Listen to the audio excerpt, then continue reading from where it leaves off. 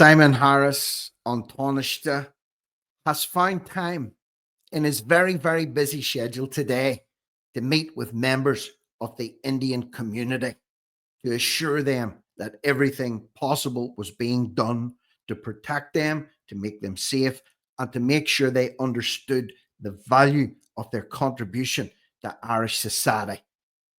He's taken time out today specifically to do that. Now, if you're listening in from outside of Ireland and you don't know who Simon Harris is, let me say this, and the longer time goes on for, the more time that elapses, the more I am convinced he is the lowest of the low. Scrape the bottom of the barrel, and whatever you find underneath the barrel, scrape it some more, and you'll find Simon Harris. The calls for his resignation are getting louder and louder. He's just completely incompetent, completely treacherous. And to add insult to injury, let me just make you aware of one thing. Today, he met representatives of a certain community condemning despicable acts. Let me tell you about another despicable act that Harris was not involved in. But if he had have been involved in this, then maybe a child wouldn't have died in pain after years of being neglected and brushed to the side by Simon Harris. This little boy in the bottom right-hand corner of this page has now passed away from scoliosis. There's a call for Harris to resign. 9-year-old Harvey Morrison Sherritt died last week after years of pain in which he struggled to breathe. Tanaiste Simon Harris failed to meet the parents of that boy who had waited 7 years for surgery. He had promised to meet the parents last September after the child was removed without any explanation from a waiting list when he was told that he was going to receive surgery. Harris never found the time, as the meeting never happened. He also promised they would receive an apology from the health service. This is before the child passed away, but that never happened either. No time. No time for the parents of that Irish boy who's now unfortunately passed away after years of agony. But today, he finds the time to express his outrage and completely condemn the despicable acts that have been carried out against some members of the Indian community in recent weeks. It's all about priorities. Actions speak louder than words. And while he's thanking the Indian community for their contributions, very positive contributions to Ireland, he ignores the parents of this child and the child himself, who is sadly no longer with us. That's Simon Harris. That's Simon Harris. So today, we're told that there's deep concern. Indian representatives in Ireland want the task force to address a recent spate of attacks. The issue has been highlighted after the Tallaght attack in Dublin, where we're told that a group of sometimes as many as 30 teenagers set about people and attacked them, targeted them. Now people don't feel safe. Well, a lot of people haven't been feeling safe in Dublin for a very, very long time. When they expressed their concerns about it, they were smeared. Representatives are asking for a cross-departmental task force to address the recent spate of violent attacks. How about a task force? How's this for a concept? How about a task force that actually polices the streets where no one feels threatened or at risk? No one. Not just this community or that community or this group or that group. No, how about everyone is included in the concern for safety? How about that? Want such incidents to be recorded as hate crimes? Well, the way I am, I'm old fashioned.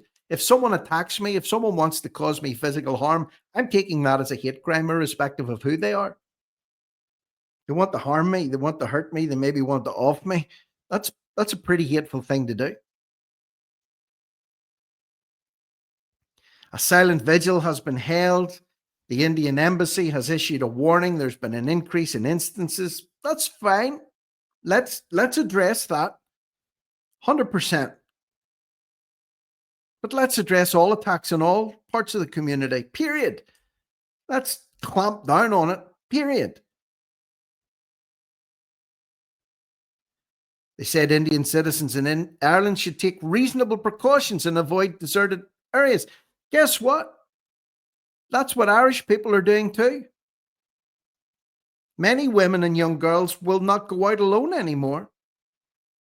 Full stop. And they are avoiding many areas also. Full stop. Let's not talk about who's doing the attacking. Let's just say the attacking's being done. And something needs to be done about it. Harris said he was deeply concerned about the incident. He wasn't deeply concerned about that boy that passed away. He wasn't deeply concerned about his pain and agony or the parents having to watch their son. Harris is the pit.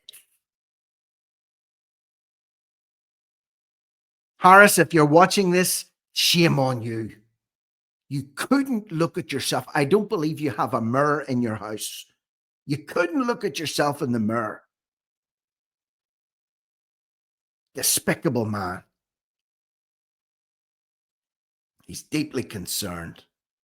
They want legislative reform to hold parents accountable. Yeah, let's hold parents accountable. If you can find them. If you can find them. Here's a question that needs to be asked also. Let me ask this question too. Has Harris commented on this? Watch the video I put up this morning. A charity football match, Adamstown, Dublin, last night, where a white teenager was hounded down and chased by what I can only describe as a feral mob before being set upon. Here, the only good part was the bit where he was gotten and attacked. Where is he? You might be wondering. Well, it's that little black blob on the ground that's being attacked. Is Harris deeply concerned about this? Has he spoken out about it?